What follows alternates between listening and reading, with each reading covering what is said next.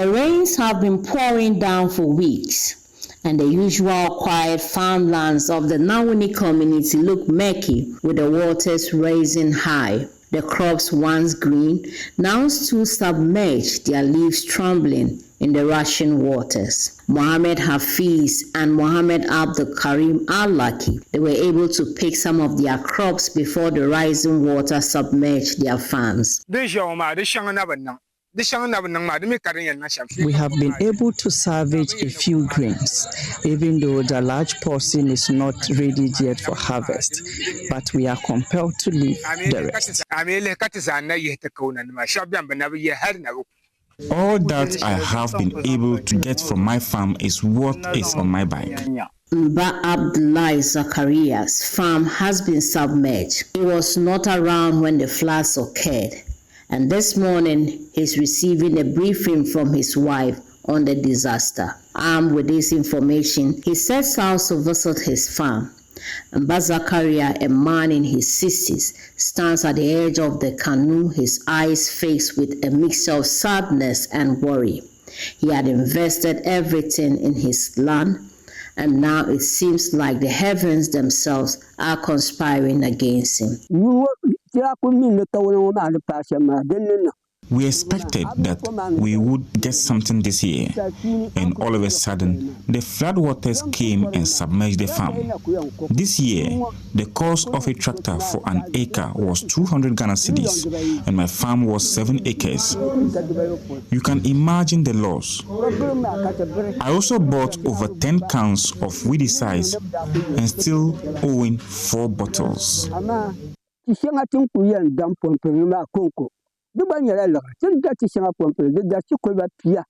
Climate change expert Mahama Wayo from the Tamale Technical University Faculty of Agriculture and Natural Resource explained the reason behind these floods. Floods are caused by different factors.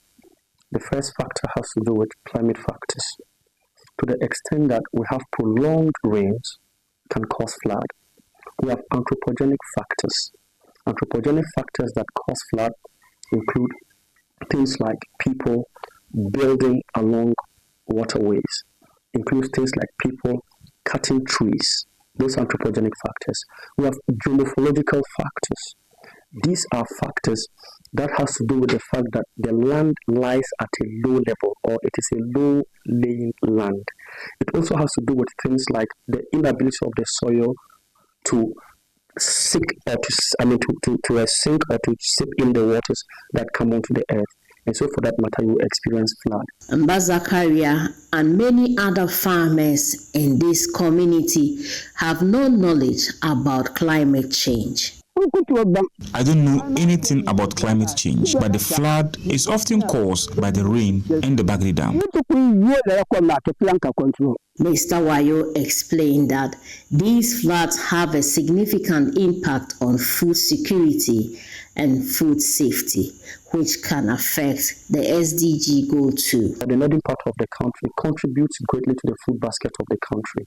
And so if we are not sending in our quota into the food basket inadvertently, we are going to have to suffer some levels of food insecurity. He offers some advice. If the floods come and deal with their mainstay, which is agriculture, at the end of the day, their livelihoods will be affected.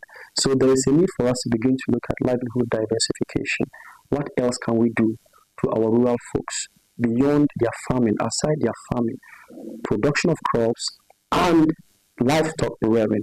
What else can we do to help them so that they keep afloat even in the event of flooding? It serves as a buffer. Mba Zachariah and many other farmers in communities in Ghana need to be empowered with information on climate change to help them adapt. For JoyNews, I am Martina Bugre. This story is brought to you by JoyNews in partnership with CDKN Ghana, University of Ghana Center for Climate Change and Sustainability Studies, with funding from CLARE R4I Opportunities Fund.